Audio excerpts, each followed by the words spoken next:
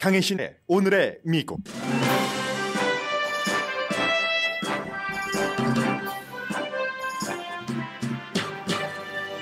주말에 플로리다 잭슨빌에서 흑인을 살해하고 목숨을 끊은 백인 청년 용의자는 정신감정을 받은 적이 있지만 총은 합법적으로 구입했습니다. 플로리다주의 느슨한 총기법 때문입니다. 용의자는 인종차별적 글을 20페이지도 더 넘게 남겼고 부모와 언론사, 법집행관에게 인종차별이 범행 동기라는 글도 남겼습니다.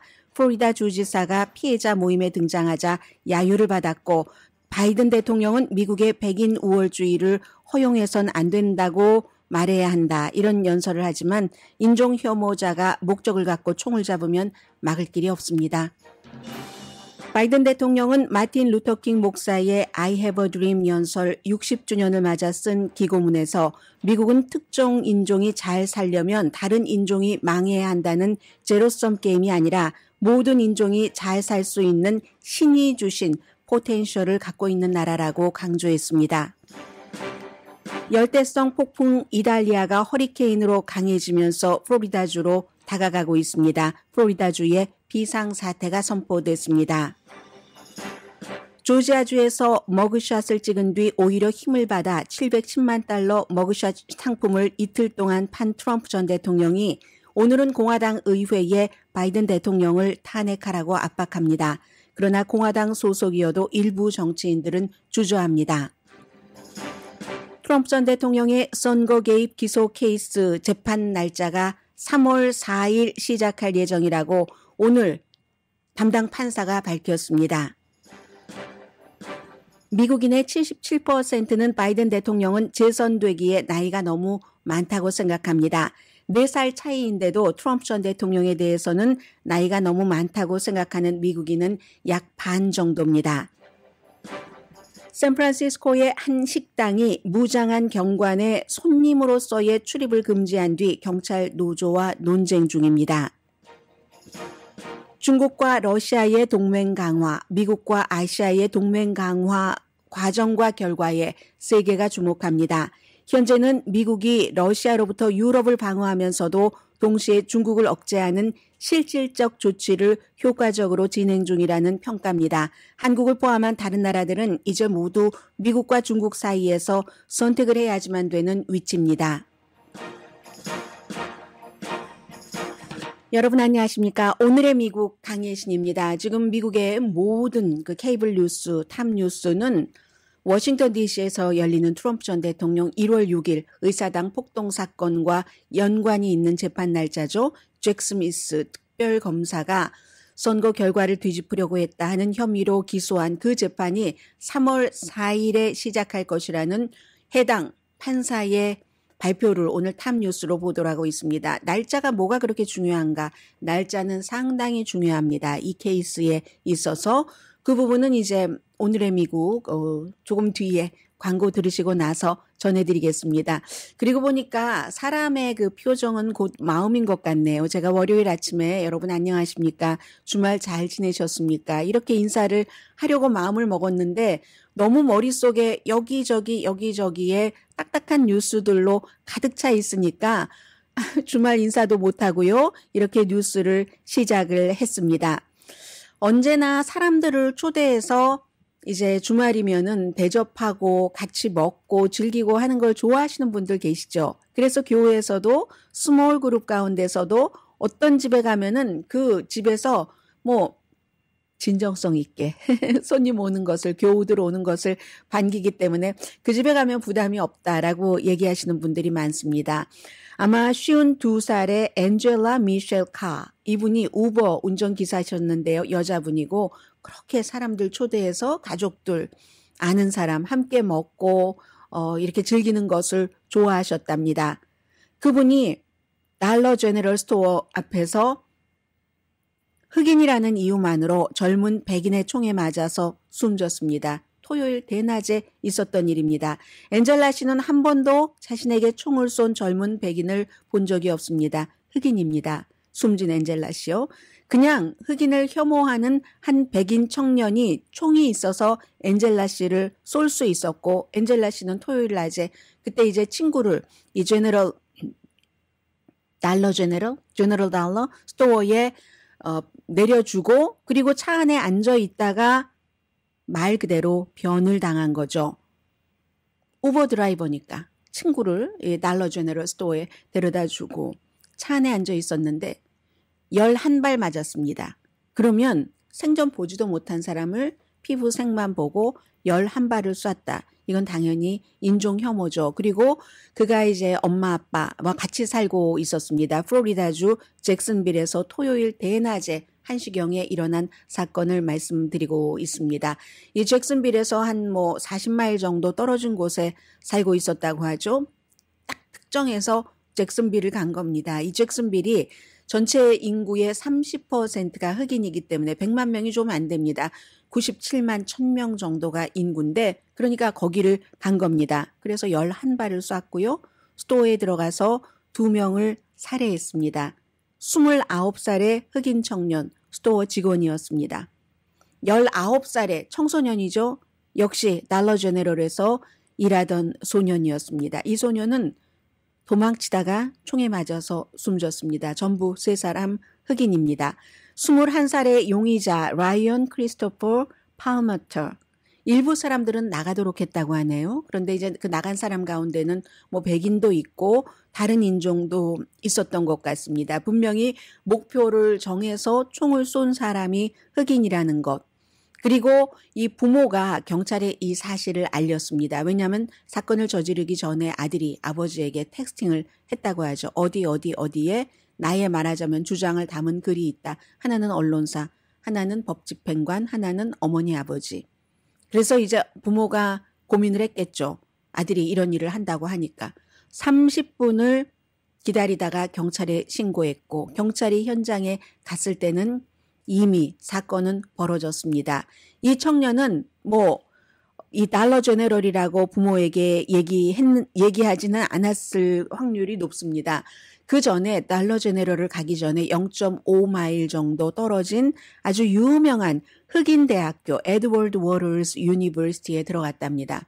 총은 AR-15 스타일과 권총이었었는데 이 총을 가지고 이제 들어갔는데 요즘에 흑인 대학들은 전통적인 특히 흑인 대학들은 공격의 목표가 될 것을 우려해서 아주 그 경비원들이 철저히 주의 깊게 사람을 살펴봅니다. 당신 누구냐 이것저것 물으면서 내쫓았다고 하죠. 이 용의자를. 용의자는 내쫓김을 당하기 전에 이 흑인 대학교에서 방탄조끼 같은 것도 입고 0.5마일 떨어진 달러 제너럴 스토어에 가서 이제 경찰이 도착하니까 본인은 총을 쐈고 경찰 도착하는 거 보고 나서 스스로 목숨을 끊었습니다. 그리고 그 장총을 보니까 나치 문장이 이렇게 총인데도요 새겨져 있었고 전과 기록은 없습니다. 다만 지금 21살인데 2017년도 15살 때 강제로 정신감정을 받았습니다. 브라더와 가정폭력이 있었기 때문에 지금도 부모님과 같은 집에 살고 있었고요. 그런데도 불구하고 합법적으로 총을 샀습니다. 하나는 최근에 샀어요. 4월 달에 AR-15 스타일의 총을 2017년 72시간 동안 구금됐습니다. 플로리다주에서도 베이커 액트라고 해서 이제 사람 이름을 붙인 거겠죠. 이런 법이 발효가 됐는데 이 법은 말하자면 지금 레드 플래그 법과 비슷하게 뭔가 문제가 있으면 이 사람이 이 주변 사람들이 어디에 경찰에 신고를 하고 결국은 그 판사의 판결에 따라서 강제로 정신감정을 받을 수 있도록 하는 그런 법입니다. 그래서 72시간 동안 구금됐죠. 구금됐는데 그 이후에 정신치료를 받지 않으면 총을 살 때 신원조회 같은데 나타나지 않는답니다. 정신치료를 받지 않으면 오히려 정신치료를 받지 않으면 더 위험한 거잖아요. 정신질환이 있다고 진단을 받고 나서 치료를 받지 않으면 더 위험한데 그런 사람들은 치료를 받았다는 기록이 없기 때문에 총을 살 때 문제가 있을 수 있다 하는 그런 그 신원조회 기록에 나오지 않습니다. 따라서 두 정의 총을 전부 21살이니까 합법적으로 사서 사람들을 살해했다는 얘기입니다. 20페이지가 넘는 인종차별적인 글을 남겼습니다. 언론사, 법집행관, 그리고 이제 부모님들에게. 이 잭슨빌이 플로리다의 그 동북쪽에 있잖아요. 탈라하시랑은 이제 반대쪽이 되죠. 해서 동북쪽에 있는 곳이고 흑인 차별의 역사가 굉장히 많은 곳입니다. 그래서 결국은 뭐 그 레드 플래그 법이라고 하면은 어머 저거 좋은 법이야. 철저해. 총기를 뭐 사건을 막는 데 도움이 되겠네. 하지만 미국이 50개 주이기 때문에 그 주마다 다 성격이 달라서 어떤 주는 뭐 철저하게 해도 새어나가지만 손가락 우리가 이렇게 하고 물을 여기다 넣는 것처럼 그렇지만 어떤 경우는 무늬만 만드는 경우도 있고 플로리다주의 경우는 어떻게 했습니까? 당연히 총기 규제에 대해서 더군다나 지금 론 디센티스라는 플로리다 주지사로 있기 때문에 재선된 주지사이기 때문에 총기 규제에 대해서는 굉장히 느슨합니다. 그리고 플로리다주는 론 디센티스가 이 공화당 전체는 장악하지 못했지만 플로리다주는 확실하게 장악하고 있기 때문에 그의 뜻대로 많은 그 법안들이 통과가 되고 있고 총기 법안도 느슨한 게 플로리다주입니다. 증오심을 가지고 인종차별주의자라고 지금 연방수사국과 법무부가 조사를 하는데 연방수사국이 개입됐다고 하는 것은 하나의 사건으로만 보는 게 아니라 혐오범죄로 가는 거죠. 혐오범죄라는 것은 개인 대 개인을 넘어서 커뮤니티 전체에 나라 전체를 좀먹을 수 있는 일이기 때문에 연방수사국이 개입이 됩니다. 론 디센티스 주지사가 지금 첫 번째 공화당 예비선거 후보 토론회를 끝내고 좀 내려가는 지지율을 만회해 보려고 사우스캐롤라이나주에서 선거 캠페인을 하고 있었습니다. 와이프를 대동하고 그러다가 중단을 할 수밖에 없었죠. 주민이 3명이 숨졌는데 용의자까지 4명이 숨졌기 때문에 급히 달려와서 이제 흑인들이 모여서 뭐 추도도 하고 랠리도 하고 하지 않겠어요? 그 자리에 갔는데 많은 그 아프리칸 아메리칸들이 론 디센티스 주지사를 거부했습니다. 야유부터 하기 시작했어요. 그랬더니 그 지역의 시의원이 여보십시오. 말 좀 들어보세요. 이 총알은 당이 해당되는 게 아닙니다. 이건 뭐 공화당도 민주당도 아니니까 한번 우리 주지사의 얘기를 들어봅시다 해서 주지사가 말을 시작을 했죠. 왜냐하면 이 사람들이 야유를 퍼부은 것은 총기 규제만 완화한 것이 아니라 무슨 뭐 깨어있게 뭐 사람들을 한대는 둥 계몽을 시킨다든 둥 뭐 엘리트들이 하면서 그러한 것들을 많이 거부하고 학교에서 노예제에 대해서 비교 인종 이론에 대해서 가르치지 못하도록 하고 백인들이 상처받는다는 이유 등등으로 그래서 이제 아프리칸 아메리칸을 포함한 소수 인종은 플로리다주에 살면서 이 주지사의 뜻에 다 박수를 보낼 수만은 없는 입장입니다. 그래서 야유를 그랬더니 이 주지사가 아주 세게 말을 하더군요. 그 총기 사건을 저지르고 본인의 목숨도 끊은 21살의 백인 용의자를 쓰레기라고 얘기를 했습니다. 총격범이 쓰레기다. 그리고 또 비겁하다. 아니 본인이 그런 사건을 저질렀으면 이게 해당되는 얘기인지는 잘 모르겠습니다만 사건을 저질렀으면 벌을 받아야지 왜 죽기는 왜 죽어 비겁하다 이렇게 얘기를 했거든요. 이게 이제 사건을 막을 수 있는 총기 규제 강화라든가 그런 그 근본적인 대책은 되지 않잖아요. 이미 죽은 용의자를 비겁하다고 욕하고 쓰레기다 하니까 또 사람들이 박수를 쳐주더군요. 그리고는 이제 또 하나 앞서 말씀드린 요즘 정말로 걱정을 하면서 우리 학교에 무슨 일이 있을까 하는 에드워드 워러 유니버시티 역사적인 플로리다주의 흑인 대학교에 경비를 강화하도록 내가 주지사로서 어떤 기금을 내겠습니다. 이제 이런 얘기 겨우 하면서 연설을 마무리할 수가 있었습니다. 늘 이제 주변에서 많은 총격 사건 같은 것들이 일어나는데 마침 그 낮에는 저쪽 더 북쪽으로 올라가면은 워싱턴 DC에서 마틴 루터 킹 주니어 목사가 I have a dream 스피치를 한 지 60년이 되는 날이었습니다. 그 1963년도에는 25만 명이 모였다고 하니까 엄청난 거죠. 그 당시에 이제 마틴 루터 킹 주니어 목사는 꼭 뭐 사회적인 불평 이런 거 불평등뿐만이 아니라 우리 흑인들도 열심히 공부하고 교육하고 경제적인 자립도 해야지 된다 해서 경제와 자유에 대해서도 얘기를 했었죠. 그래서 그 60주년을 기념하는 행사에 굉장히 많은 사람들이 마틴 루터 킹 주니어 목사의 아들 3세부터 뭐 민주당의 뭐 하킴 제프리즈 같은 민주당의 하원 원내 대표부터 뭐 이런 많은 정치인들도 가서 뭐 얘기를 하고 이랬었던 때 바로 그날입니다. 그래서 이제 워싱턴 DC에서도 이 뉴스를 듣고 굉장히 이제 뭐 좀 충격이 있었던 거죠. 그러니까 이제 바이든 대통령이 곧바로 미국에서 백인 우월주의는 왜냐하면 분명히 용의자가 이 흑인을 혐오하는 것을 본인이 증명을 했기 때문에 소셜미디어 같은 데도 엄청 많이요. 그랬더니 이제 바이든 대통령은 백인 우월주의는 미국에 설 땅이 없어야지 된다. 분명하고 아주 강하게 말을 해야지 된다. 침묵하는 건 공모다. 이거는 이제 바이든 대통령의 시그니처와 같은 얘기죠. 우리는 이 침묵을 그대로 유지해서는 안 된다라고 얘기를 했습니다. 닥터 킹의 꿈을 향해서 행진해야지 된다. 그리고 이제 오늘 아침에 보니까 워싱턴 포스트에 기고문도 보냈더군요. 아마 백악관에서 어떤 행사가 있을 겁니다. 오늘 카멜라 해리스 부통령이 또 아프리칸 아메리칸이기도 하니까요. 해서 워싱턴 포스트에 대통령이 보낸 기고문에는 우리는 닥터 킹의 꿈을 향해 행진해야지 되는데 60년 전 일자리와 자유에 대해서 말하면서 모든 인간은 평등하게 태어났고 평등하게 대우받을 권리가 있다라는 그 약속어음 이런 식으로 표현을 했어요. 그의 공약. 그 공약이 완전하진 않지만 미국이란 나라에서 지금 날마다 바이든 해리슨 행정부는 그곳을 향해 간다.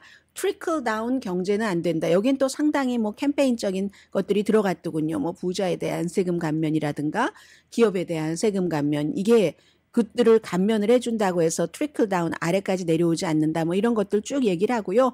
본인의 홍보를 좀 했습니다. 본인이 초당적으로 무슨 기간 산업안이라든가 칩센 과학 법안 같은 것을 통과시켜서 인플레이션 삭감법까지 해서 이게 아프리칸 아메리칸에게도 도움이 됐다 하는 얘기도 했습니다. 그럼에도 불구하고 흑인은 완전히 미국의 민주주의에 또 미국의 경제에 포함된 적이 없다. 그러나 용기와 어떤 하트, 마음 같은 것으로 언젠가는 소수인종이 그렇게 된다는 것을 그 아메리칸 드림을 포기하면 안 된다 하는 것을 오늘 이 기고문에서 강조를 했고요. 이 잭슨빌 총격 사건이 혐오, 인종 혐오, 미움에서 나왔다는 것 얘기를 하면서 기억하자고 했습니다. 인종평등이라는 것은 단순한 열망이 아니라는 것을 침묵하지 말고 보여줘야지 된다는 거예요. 미국에서 대통령은 이렇게 은유법으로 표현을 했지만 저는 대통령이 말한 이게 무엇을 말하고 싶었는지를 알 것 같습니다. 대통령의 말을 전해드리자면 미국의 한쪽이 성공하려면 다른 한쪽이 실패해야 한다는 제로섬 게임이라는 좁은 견해를 부정하자. 미국이라는 나라는 모든 사람이 한쪽만이 아니라 모든 인종이 다 살 수 있는 신이 주신 포텐셜이 있는 국가다. 이제 이게 마지막 문장이었는데요. 이 얘기는 무엇을 말하느냐면 사실은 미국에서 최근에 백인 우월주의 같은 것들이 백인이 인구가 줄어들면서 백인 초조해진 백인들이 트럼프 전 대통령과 같은 사람 이런 그 사람들이 등장을 하면서 굉장히 인종에 대해서 그리고 백인이 아닌 많은 조건에 대해서 이민자에 대해서 굉장히 그 거부감을 느끼는 그런 시선을 처음에는 살짝 넣다가 이제는 아주 노골적으로 나왔습니다. 그래서 지금 바이든 대통령이 하고 싶은 얘기는 백인이 잘 되려면 흑인이 못 돼야지 된다, 망해야지 된다, 이게 아니다. 다 같이 갈 수 있다. 이런 얘기고요. 그리고 또 하나 저는 항상 이런 생각을 합니다. 많은 분들은 제 주변에서도 가끔 그런 얘기를 듣는데요. 그 아프리칸 아메리칸에 대해서 굉장히 불편해 하시는 분들, 백인은 편안하고 아름답게 보면서 그리고 개인적인 경험도 있겠죠. 여러 가지. 그러나 그분이 경험을 한 아프리칸 아메리칸이나 그분이 경험을 한 라티나는 그분의 좁은 경험 안에 속해 있는 것이고 그분이 더 점잖고 더 지적이고 다른 사람에게 다른 사람 것을 강탈하려고 하지 않고 주려고 하는 아프리칸 아메리칸이나 라티노를 만나지 못했을 수도 있습니다. 본인의 바운더리가 그렇게 좁다는 뜻도 될 수 있으리라고 생각이 됩니다. 그런데 우리는 분명한 건 이렇게 대통령도 그 아프리칸 아메리칸들을 얘기를 하잖아요.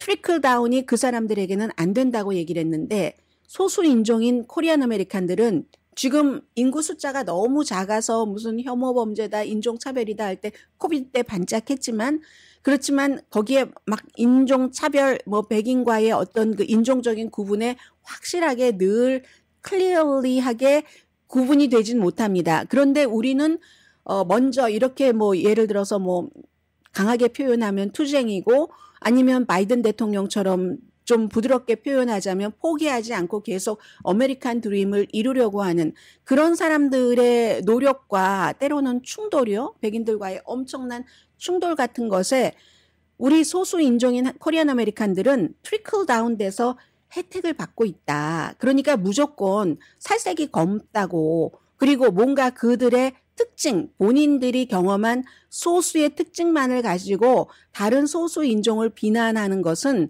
코리안 아메리칸들, 미국에 살아가는 이 소수 인종인 코리안 아메리칸들에게는 별로 좋은 게 아니다 하는 것도 이번 사건에서 다시 한번 느끼게 됩니다.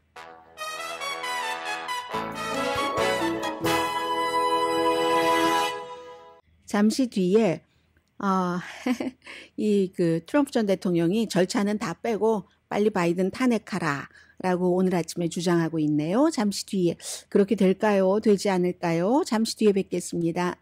라디오 서울방송 오늘의 미국 듣고 계십니다. 트럼프 전 대통령이 지금 신났습니다. 아주 힘을 많이 받았어요. 첫 번째, 지금 이제 네 번째 기소가 됐는데 네 번째 기소에서만 지금 조지아주의 법에 따라서 머그샷을 찍었고요. 첫 번째 기소했을 때도 한 이틀 동안 돈 500만 달러 모았다 했는데 네 번째는 아예 이 머그샷으로 셔츠, 머그 같은 것을 만들어서 이틀 동안 710만 달러니까 그 이후에 그게 목요일이었죠. 목요일, 금요일, 지금은 이제 1000만 달러 훨씬 넘게 물건을 팔았을 겁니다.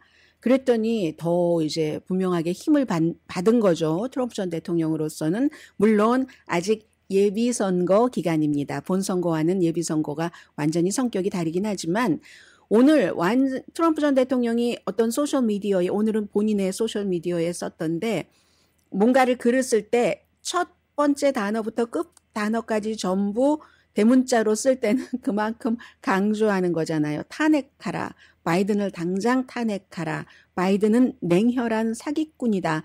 오래 들여다볼 필요도 없고 증명하기 위해서 이미 증명됐다. 나를 2번 탄핵하고 그래도 내가 대통령 선거에서 이겼다.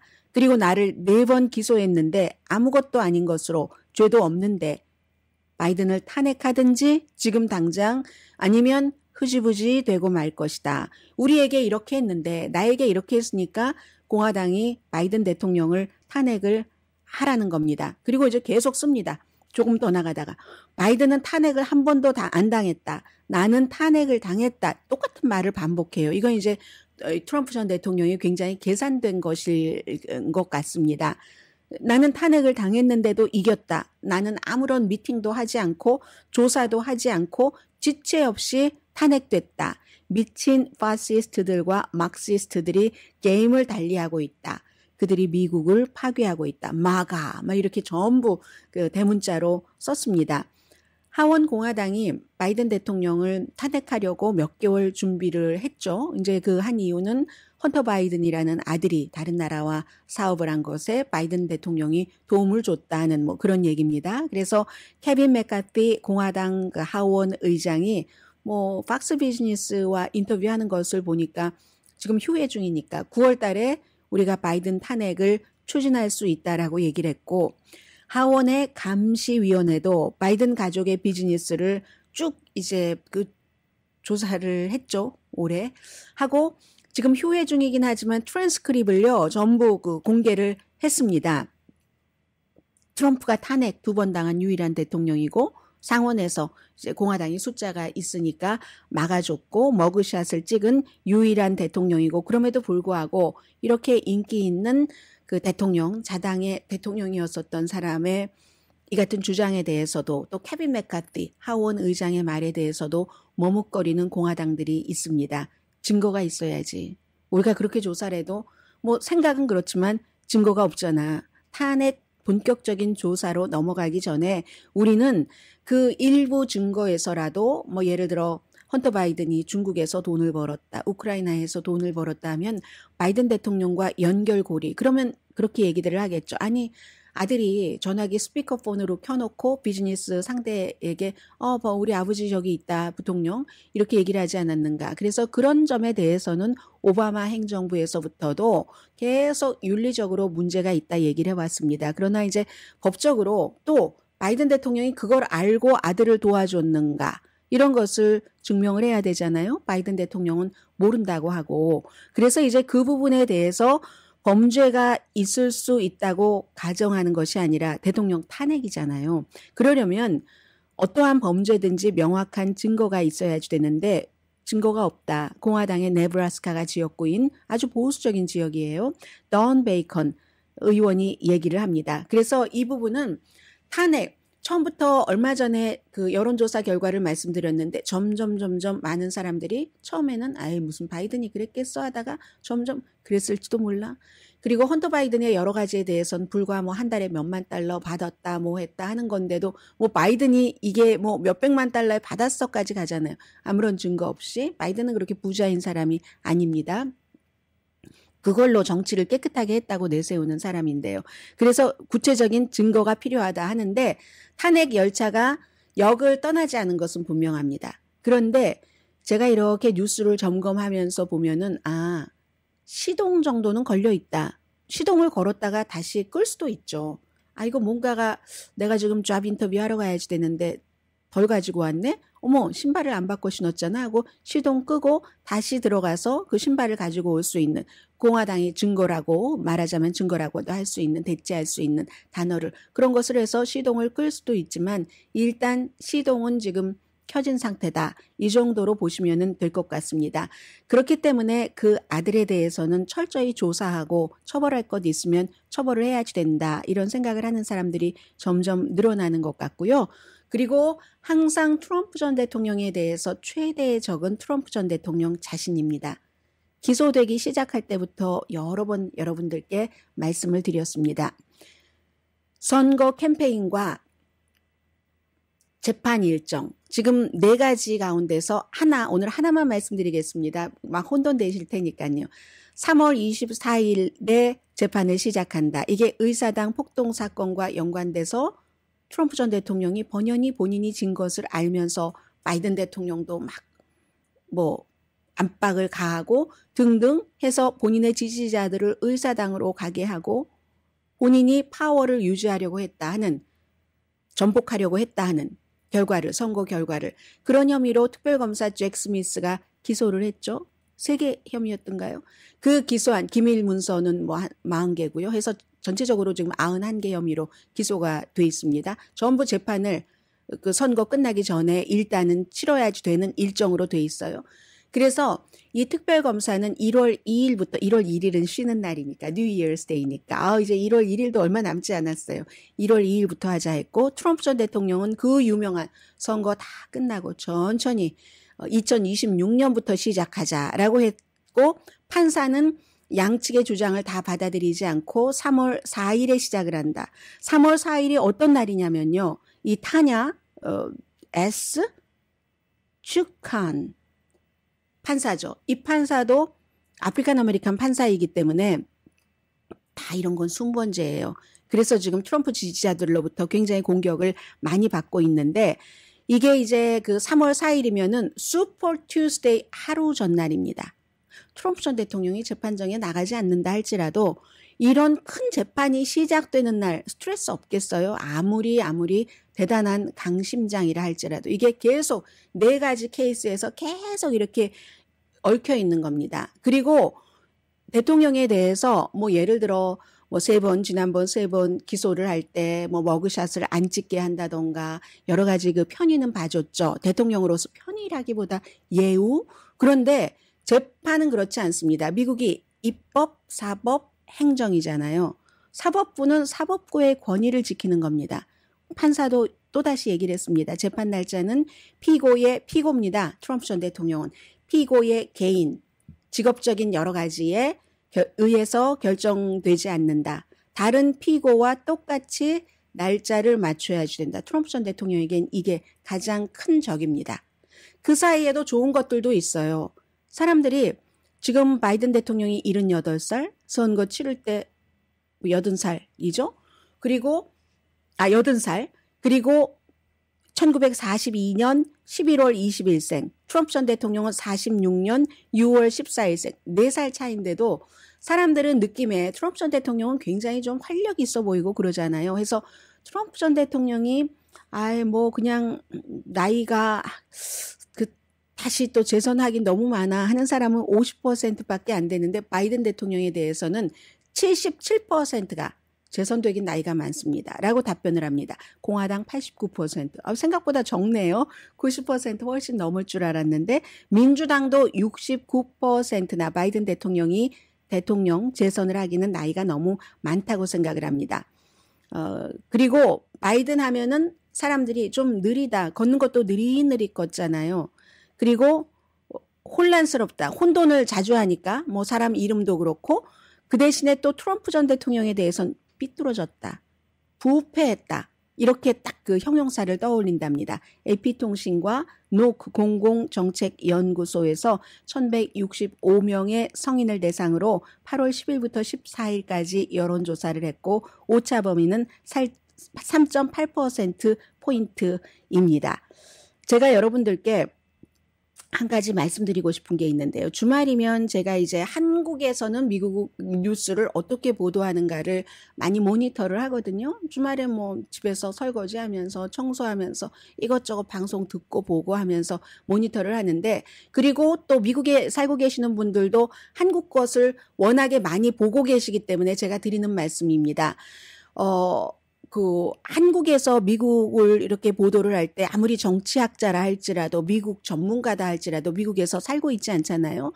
그분들이 그렇기 때문에 뭔가가 많이 다르다. 예를 들어서 이번에도 왜 그럼 트럼프 전 대통령이 이렇게 4가지나 기소가 됐는데도 인기가 있습니까? 이렇게 얘기를 하면 한국에서의 전문가들은 그게요 바이든에도 똑같이 말하자면 썩었기 때문에 그럽니다. 기밀 문서요 바이든도 똑같이 가져갔어요. 그리고 바이든의 아들 이런 얘기를 하거든요. 근데 그건 오늘의 미국을 듣고 계신 분들의 많은 분들은 아시기는 하겠지만 기밀 문서도 케이스가 다르고 또 무슨 분량도 다르고 그리고 바이든은 달라고 하는데 안 준 게 아니잖아요. 1년 반 동안. 그리고 100상자가 넘는 걸 가져간 것도 아니잖아요.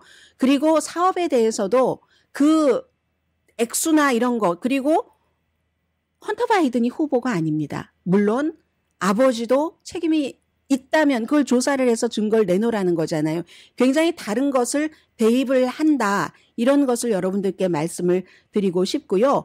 어제 그 뉴욕타임즈의 그 머린 다우드라는 칼럼니스트가 그 오스카 와일드의 스스로 파멸되는 그 오스카 와일드의 유일한 그 장편 소설이요. 그 Picture of Dorian Gray의 그 주인공과 트럼프 전 대통령을 비교를 했습니다.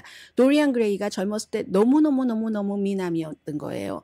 그리고는 어느 순간인가 쾌락주의에 빠져서 그렇게 살고 사람도 살해하고 근데 운이 좋아서 이리저리 다 빠져나가게 됩니다. 그런데 초상화잖아요. 이게 픽처, 그 영어 제목은 픽처라고 돼 있는데 그래서 나중에는 결국은 자신의 그 늙어가는 그 모습이 싫어서 막 어떻게 해버리려고 하다가 결국은 본인 스스로를 이제 다쳐서 그 생이 끝나고 마는 그런 건데 제가 시간이 없어서 말씀을 제대로 못 드렸는데 머린 다우드가 바로 트럼프의 머그샷은 그 같은 초상, 그 같은 픽처였어야지 된다라고 얘기를 하거든요. 굉장히 카리스마가 있고 이 그 도리안 그레이라는 그 젊은이도 나이가 많이 들었지만 이제는 카리스마가 있고 굉장히 미남이고 그리고 무슨 도덕 같은 것은 마음에 1도 없고요. 0도 없고 그런데 결국은 스스로 파멸하고 말더라는 아주 무서운 그런 그 칼럼을 썼습니다. 잠시 뒤에 뵙겠습니다.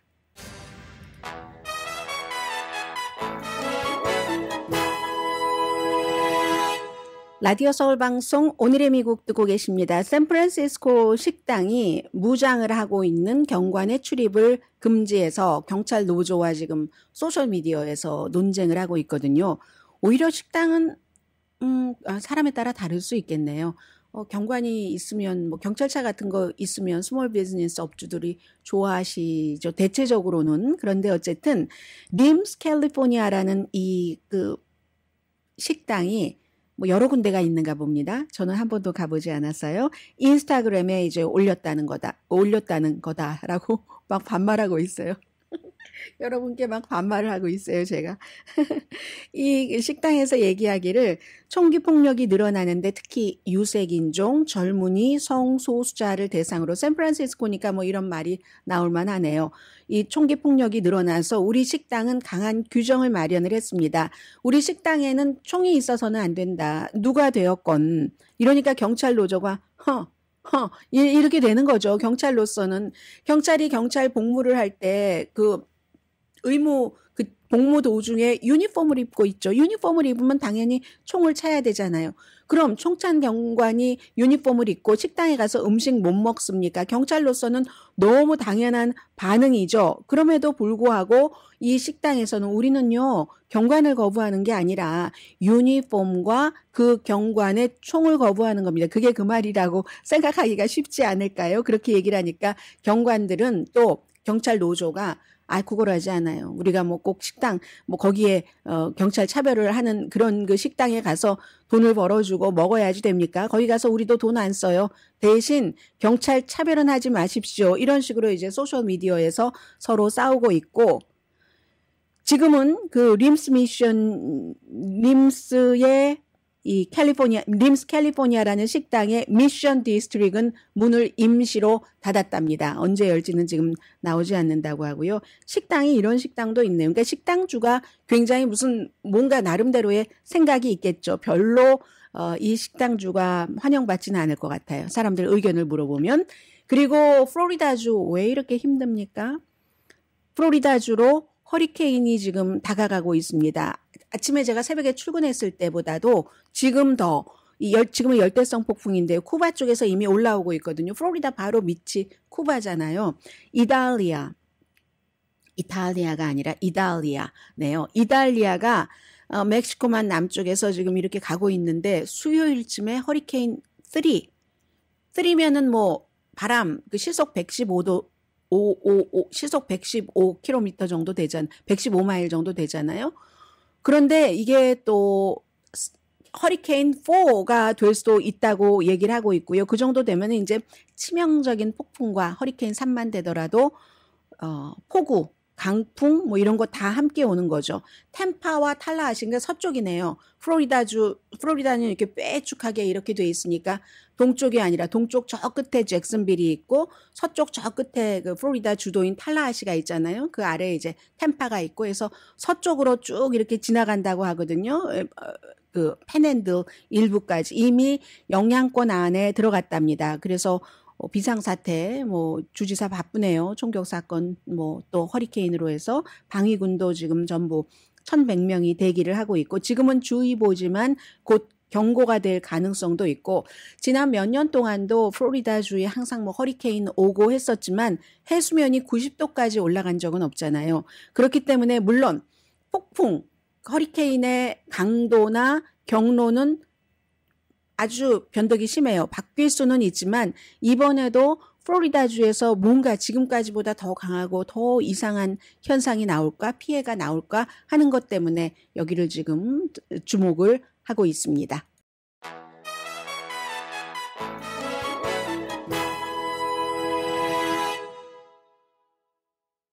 라디오 서울 방송 오늘의 미국 듣고 계십니다. 48, 49, 50 3분 30초 정도 동안에 지금 지구촌에서 일어나고 있는 아주 중요한 변화를 전해드릴 수 있을까요? 네, 지금 이 기사는 이코노미스트의 기사인데 지난 몇 개월 동안 중국과 미국과 러시아, 인도, 한국, 일본 다 포함된 세계사의 어떠한 그 변화 흐름의 결정판, 그냥 내가 지난 몇 개월 동안 들었던 뉴스를 정리한다라고 생각하시면 좋을 것 같습니다.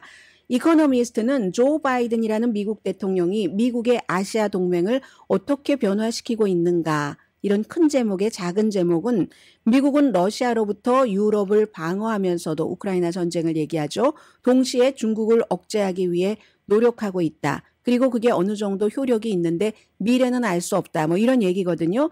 그래서 항상 강대국 간에는 많은 그 다툼이 있습니다. 어떤 때는 중간적인 입장을 유지할 수도 있고 강대국 주변국들은 지금은 그러는 단계가 이미 아닌 거죠.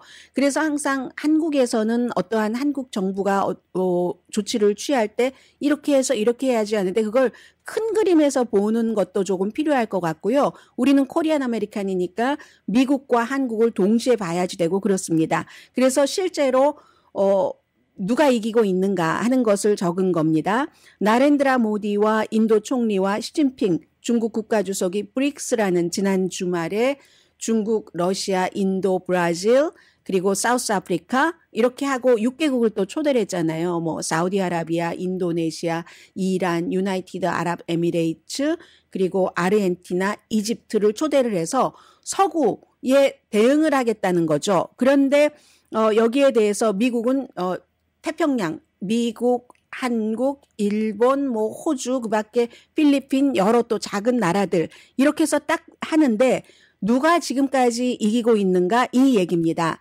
브릭스 모임은 워낙에 정치적으로 경제적으로 많은 것이 다르기 때문에 이질적인 그룹들이기 때문에 어떠한 뭘 효과적으로 하려면은 잘 안 되고 있다. 지금 고군분투하고 있다. 말씀드렸잖아요. 또 인도라는 나라도 굉장히 서구를 의심하지만 그렇다고 러시아를 믿는 것도 아니고 중국을 믿는 것도 아니고 그리고 이번에 그 러시아의 블라디미르 푸틴은 가지조차도 못했잖아요. 그곳에. 왜냐하면 잡히니까 우크라이나 때문에. 이런 상태에서는 이 미국의 공동의 가치를 민주주의 같은 이런 가치를 중심으로 하기 때문에 미국의 것이 지금으로서는 이기고 있다 하는 거거든요. 우크라이나 전쟁 때문에 나토에도 활력을 넣었고 중국은 뭐 미니 나토라고 한국, 일본, 미국의 동맹을 그렇게 얘기하지만 그런 정도는 아니면서 필리핀과 파푸아뉴기니아에서도 미국이 군사기지를 사용할 수 있도록 허락받았고 호주와는 엄청 지금 강한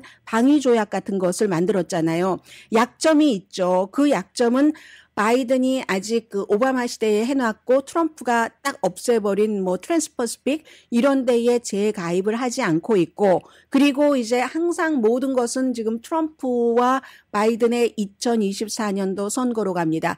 그 이후에 이 모든 것들이 깨질 수도 있다는 거예요. 브릭스 같은 경우는 약간의 서방에 좀 이렇게 반대하고 뭐 이렇게는 할 수 있지만 결정적으로 딱 그 본드가 될 만한 것은 없는 데 비해서 바이든이 그나마 많이 해오기는 했는데 2024년도에 트럼프가 대통령이 된다면 이게 또 어떻게 될 수 없다 하는 그런 내용입니다. 30초만 더 있어도 참 좋았을 텐데요. 그래서 브릭스보다는 이 미국과 아시아의 동맹이 강하다 하는 것이었고요. 그래도 시간이 조금 남았네요. 제가 그 사이에 말씀드리지 못한 게 있다면 이 공동 인프라를 구축한다던가 브릭스 국가가 이런 것에서는 어느 정도 성과를 낼 수 있지만 정치가 너무 다르기 때문에 야심차게 뭔가를 이루기에는 너무나도 제한적이다 하는 얘기를 하고 있습니다. 그에 비해서 우크라이나 전쟁 이후에 핀란드 그리고 뭐 스웨덴도 나토에 들어가고 한국과 일본 지도자들은 오랜 원한을 뒤로하고 탄도미사일 협력도 강화하고 군사 핫라인을 구축하기로 합의했다. 한국에선 그걸 싫어해도 세계에서는 국제적인 지형으로 볼 때 그것을 괜찮다고 보는 겁니다. 강혜신이었습니다.